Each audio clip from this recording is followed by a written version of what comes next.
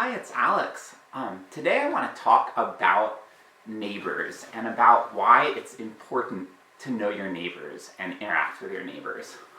This is something that I think it's sort of, in a lot of society, it's kind of fallen out of practice. I know a lot of people who unfortunately don't interact with their neighbors at all, and this is especially true in cities. It's pretty different from how I grew up. I grew up in a neighborhood where pretty much everyone knew each other. Doesn't necessarily mean that you were close to everyone, but like everyone knew each other's names. In some cases, people were friends with certain neighbors, and I was certainly like this growing up. Like I had friends that were kids on the block that I played with, and they weren't necessarily my best friends. Like my best friends actually lived a little bit farther away, but I still regularly played with the neighborhood kids. And I know a lot of people nowadays who their lives are different. They kind of come and go by car into their house, and they don't interact with their neighbors, and in some cases they don't even know their neighbors at all. This really bothers me, and I want to talk about why. I want to talk about why it's really important to know your neighbors and interact with your neighbors regularly, and how it can benefit you. So there are many different ways it can benefit you. One of them, there is extensive evidence. People have studied things like crime and property values and things, and they find that there's an extensive benefit to the neighborhood itself when neighbors know each other. Like if you just look at whether or not neighbors know each other's first names, so you interview all the neighbors and you're like, oh, how many people can you name around you? It's been shown that that correlates pretty strongly with crime, in the sense that crime gets lower the more neighbors know each other's names. And that's really intuitive to me. Like, it seems to me, I don't fully understand the mechanisms behind it, but it makes sense to me that if you're in a neighborhood where people know each other, there would probably be less crime. People are looking out for each other and stuff. I don't fully understand why, and you don't need to understand why either. Just know that it's a thing. Another really tangible benefit, though, of neighbors is that they can help each other out. You can help them, they can help you. And I am sitting on an example of this beautiful couch. Our immediate next door neighbor gave this to us. I don't think we could afford a couch like this, frankly, if we bought it new. These are really expensive. It's like all leather, and it's in pretty decent shape. I mean, it was an old couch to them, so I'm very grateful to this. They basically reached out to us and they're like, we're getting a new couch. Do you want this old couch of ours? And we came over and looked at it and we're like, oh, that's nice. And so I'm like, this is a deal. They're just giving it away. And the best thing about it is they're right next door, so we didn't even have to get a truck. We just carried it out their door and into our house. So it's really efficient to give things to neighbors and get things from neighbors. And we've given a lot of stuff to neighbors too.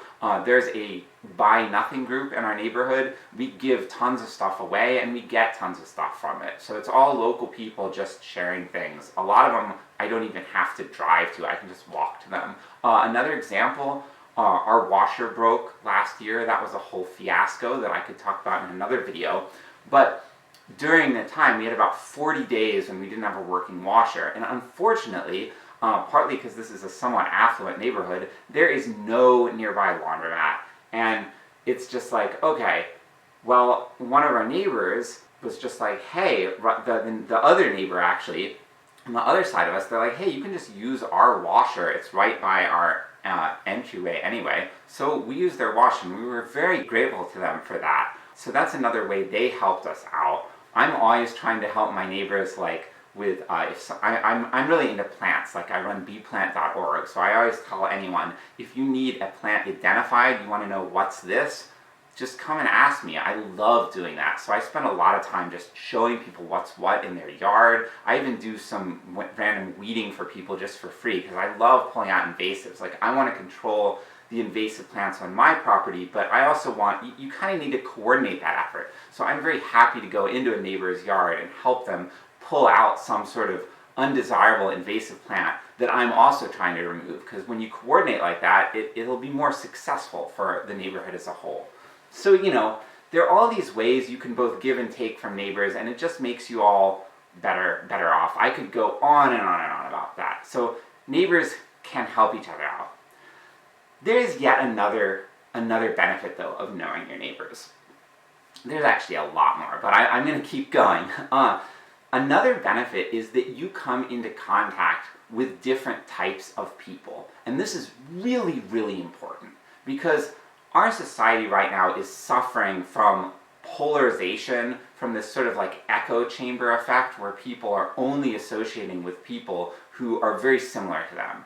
And this creates this political polarization, but it's not just politics. You see all sorts of other things. Like you see a kind of generational divide where people are only associating with people close to them in age.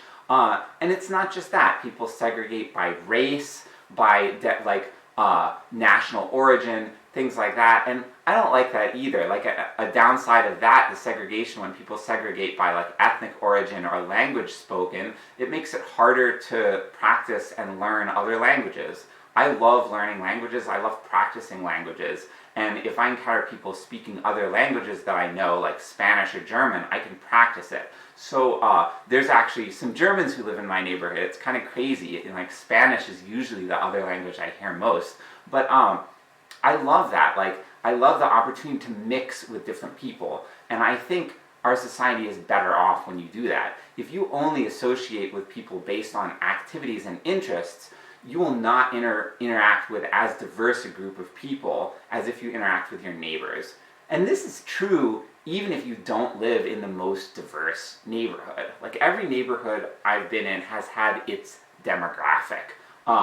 I really liked the previous neighborhood I lived in before moving here. It had a lot of immigrants in it, and there were people from all these other cultures, and it also had college students and grad students. So there were like families with young kids that often spoke other languages and were from different cultures. And then there were these students, college students, and some of them were domestic students, some of them were international students. I love that. It exposed me to new perspectives. So basically, even if you don't live in the most diverse neighborhood, you still are going to get exposed to a different type of person by connecting to your neighbors, versus if you were just only going to activities or doing connecting online, where you have sort of a bigger pool and you can like select down exactly who you want to interact with. And I think that when we as a whole in society, when we interact with a greater diversity of people, it helps us to stay more tolerant.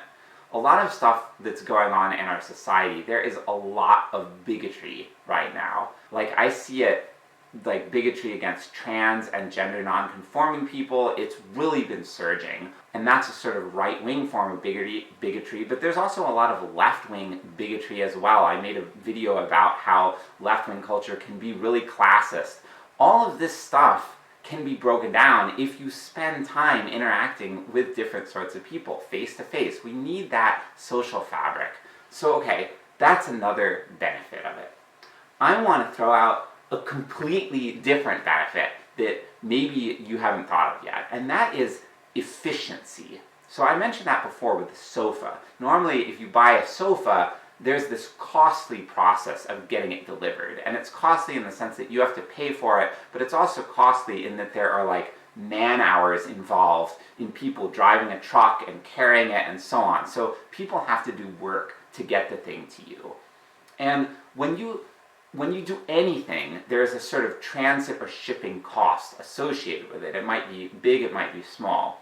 If you interact more with your neighbors, you are minimizing those transit costs. And it's especially good if you're able to just walk and interact with your neighbors. If you have friends who live near you, you can hang out with them without having to drive a car, and that is fantastic. One of the things I made another video about a while back is how expensive cars are. They're a massive cash sink, a massive resource sink in our society, and a lot of aspects of our society are inefficient.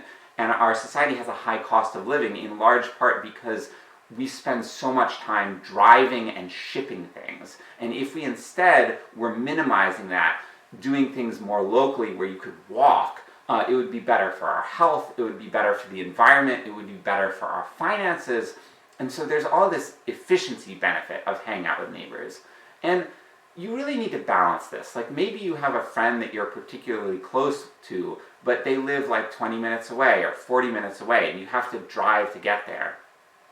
and maybe you don't relate quite as well to the people who live close to you. But here's the thing, like, give them a chance, and maybe do both in your life. Maybe balance it a little bit.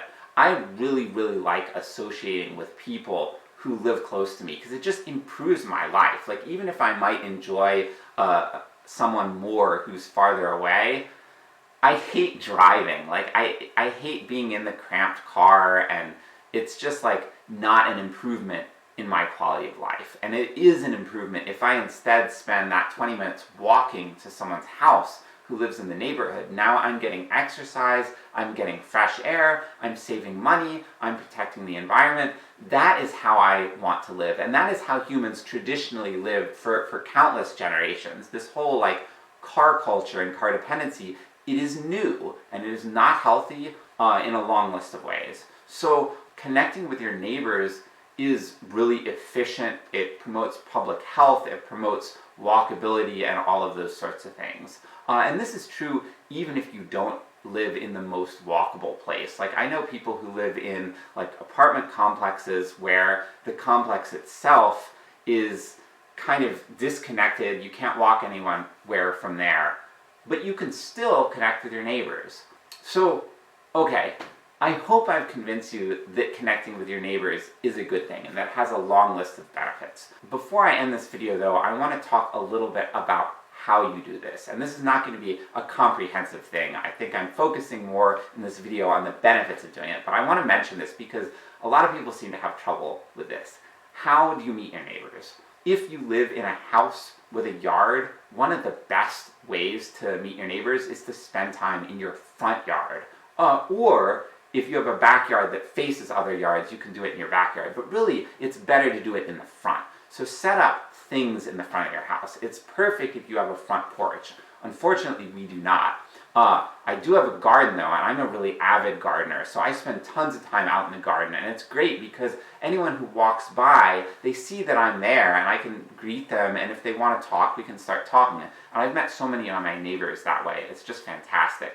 And if you set up any sort of recreational thing in your front yard, like if you play any sort of outdoor game, or if you just set up like chairs and hang out on the lawn, there's so many ways you can put yourself out there for the community to interact with you. And the more people do it, the more it becomes part of the culture of the neighborhood, and the more people meet each other. So that's the first way you can meet neighbors. Another way, you can actually literally just go up to people's doors and knock on them. Like, I know people are terrified of doing this, but I have done this even in cities, in apartment complexes. When I lived in Cleveland, this was the first place I moved right out of college. I lived in this apartment building, and I literally just went around and knocked on people's doors. Most people weren't home, but I did meet some of my neighbors that way. I would bake muffins, and I'd be like, hey, I just baked muffins, do you want any fresh muffins? Like, one of my neighbors was like, oh, this is so great. And so then I became friends with her that way. And then later there was a cookout, and people were like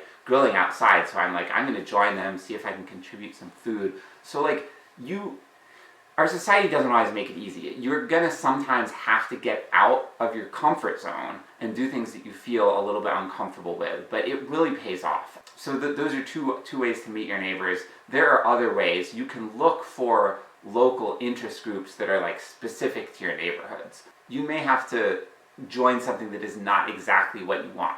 Like, for example, there are groups of people that play games in this neighborhood. And I've been to them, and they were really fun, and I had a good time. Now, the people who play games really locally, they don't tend to play my favorite kind of games. Like, if I turned the camera and looked at the bookshelf, you'd see there are tons and tons of games on my shelf, and I play these really heavy, intensive strategy games. And I actually like going to board game clubs that are a little bit farther away than my neighborhood. They're still in town, where I can connect with people who are really into those games. So if you kind of go hyper-local, you may not find exactly what you're looking for, but really you have to settle for that, because you have to balance this. You can't, if you insist on doing exactly what you want, you will not be able to connect with the most local people.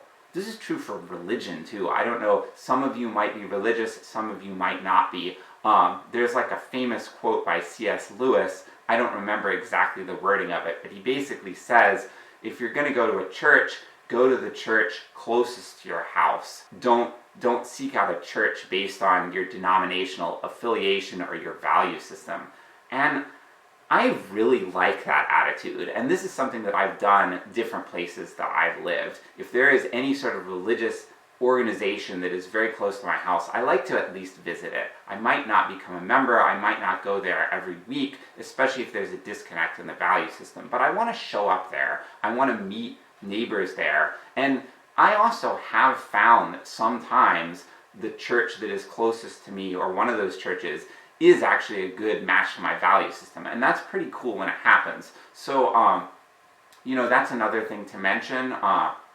Just like endless things, if you live in an area where there is a commercial district really near your house, there's a little coffee shop, cafe, there's a bar, some sort of business where you can hang out.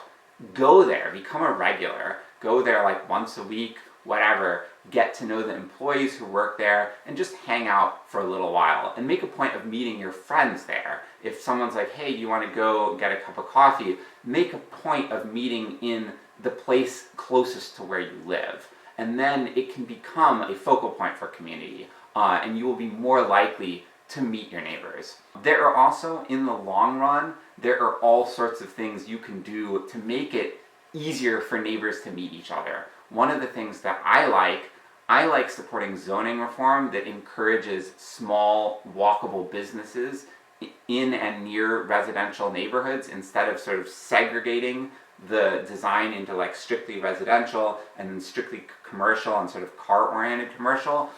The way we design communities can make it harder or easier to meet our neighbors. So in the long run, I want us to start thinking about these systemic issues of like how are our communities physically structured, and I want us to structure them to make it easier to meet our neighbors and to encourage neighbors to meet each other. And also, like, if you have zoning that restricts things like gardening in the front yard, like there's some HOAs that do that, that is awful. Get on the HOA board, strike that from their ordinances or their rules. Like, get that off there. Make a point of making the rules make it easy to encourage activities in the front yard. And if you have like zoning that prohibits building front porches or has very strict offsets from the street that would make it harder to build a front porch, talk to your city council, get that ordinance changed. We want to make it as easy as possible as a society to create community spaces, forward-facing community spaces in residential neighborhoods so that neighbors can meet each other. We want people on the street talking to each other. So yeah, that's my global thing. I hope this has been an informative video. I hope I have sparked you to get out there and talk to your neighbors more, meet your neighbors, reach out to neighbors that you already know, maybe hang out with them, maybe start a little club in your neighborhood to do some sort of activity. Who knows? There are endless possibilities, and they're really rich, and they can really improve the quality of your life, and you can help others in the process too, and make our society a better place. Yeah, thank you.